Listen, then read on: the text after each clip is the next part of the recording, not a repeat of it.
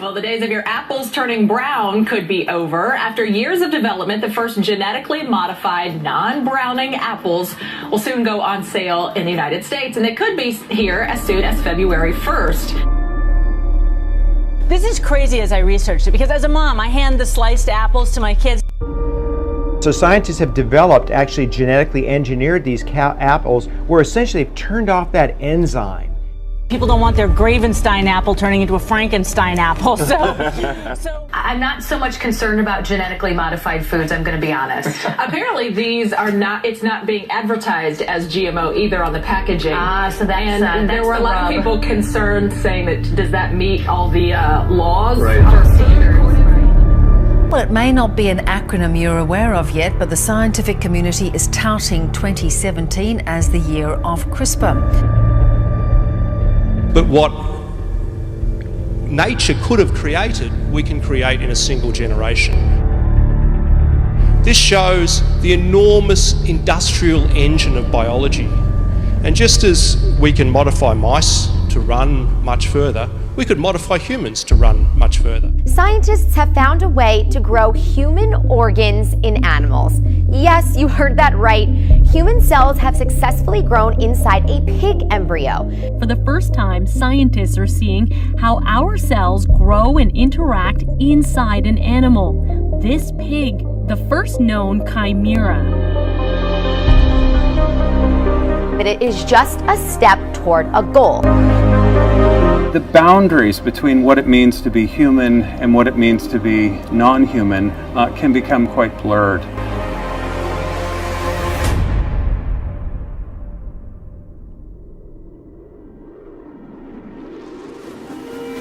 We now have the opportunity to redesign evolution, to create what might be called rational evolution.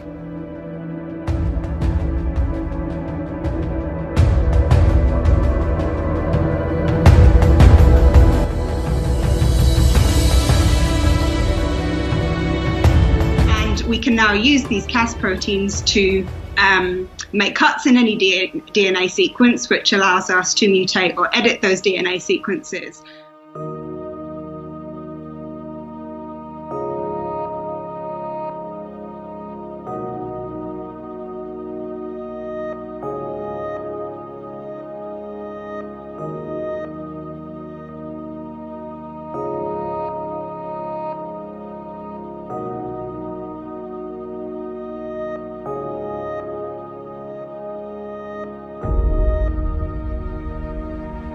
So, in a sense, what you can do is modify and manipulate. Now these westerly swells are record high.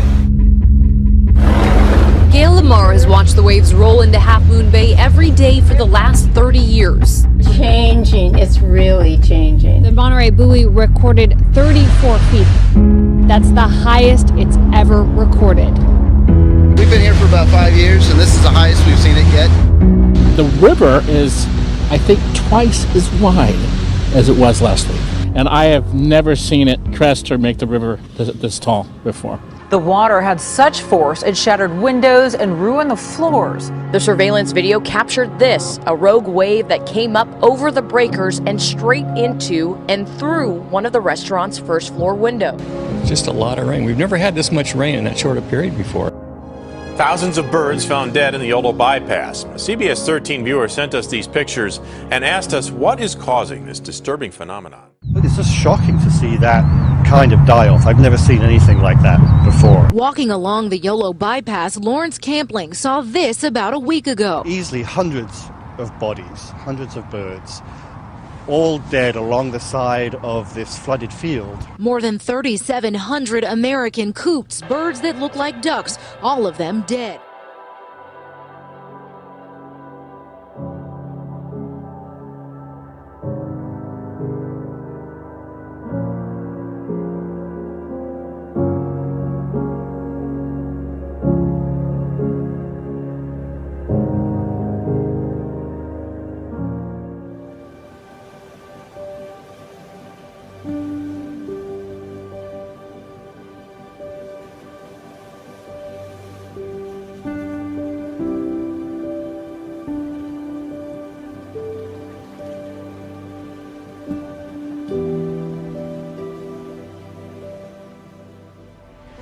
people here describe the impact of the storm as something that they have never seen like it before in their lives, completely leveling homes. It literally looks like God took half of the mobile home park and threw it across the street into the woods.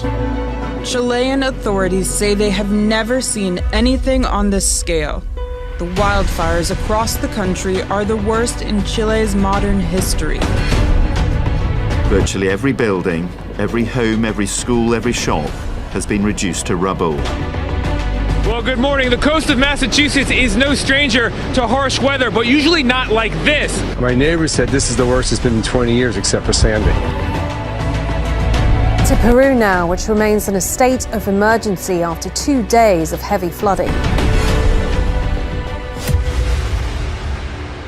A mysterious boom felt across the county. We got calls and messages from people who said they felt a huge shaking around mid-afternoon. There were no reports of earthquakes that would have caused that. They confirm no aircraft reached supersonic speeds. So bottom line, even the experts don't really know. New at 6 o'clock, a mystery that a lot of people are now talking about on Facebook. Around 8 o'clock last night, people from the Mount Holly area all the way down to Rock Hill, well, they apparently heard a really loud boom. Yeah, the boom was loud enough to rattle nerves. This is the third time in the past week the town's been rocked by loud booms. Residents say there's something strange happening in the Uptown area and they want answers. On multiple occasions, they've heard a loud boom, some even reporting the sound follows a flash of light. There's a lot of speculation as to what could be causing these booms, maybe a blown transformer, fireworks, or some sort of activity that's taking place along the river. But those who've heard this noise say it's just too powerful to be any of that. And it sounded like a bomb went off underneath our house, rattled the whole house. It was the loudest sound I can think of without an actual explosion going off.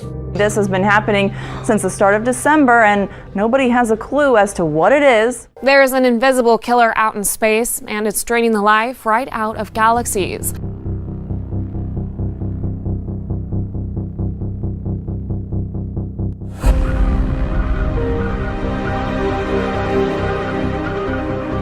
A group of Australian scientists is on the case.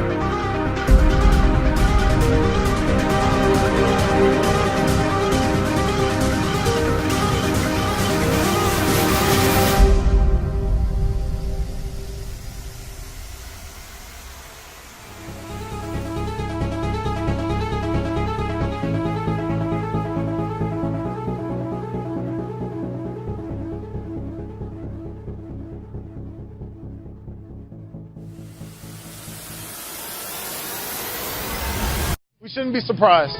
You know, a lot of times when these things happen, especially when there is a spiritual component of it, the reason why I stand for life is because I believe God created all life, and we live in a world that is anti-God in a lot of ways. So we can't be surprised when certain things get more play than others. But that doesn't deter us from the truth. One of the things that I said was that we have to stand firm on truth, no matter if people like it or not, or if it gets play on the air or not. It doesn't change what's important. It doesn't change what is true. A Bible found untouched in Bass Chapel at William Carey University gains attention on social media. And we walked in the front of the chapel, and as you'll see from the photograph, if you can remember, we could look straight up the aisle, and you could see the large stained glass window was missing. He noticed something sitting on a table under the window, a Bible. But that Bible withstood the storm, and it is a symbol for believers like myself and the people at Carey. And it was there to remind us that God is our constant companion. The Bible was open to Psalm 46, a verse dear to him. God is our refuge and strength, a helper who is always found in times of trouble. And therefore, it was just a surreal moment. It was an awe-inspiring moment, perhaps is the best way to put it. Well, I tell you what, I've always felt the need to pray. And you know that. So I would say that the office is so powerful that you need God even more. We're believers, and it brings us great comfort and joy to know that our God is there with us, and our God reminds us that He's there with us. But as it is written, let your gentleness be evident to all. Why are we here? What does it mean to stand together, to be part of this incredible movement, to face criticism, ridicule, laws and lawmakers that diminish and erode our most basic right? It means to protect and to promote the most precious gift in the world, the gift of life.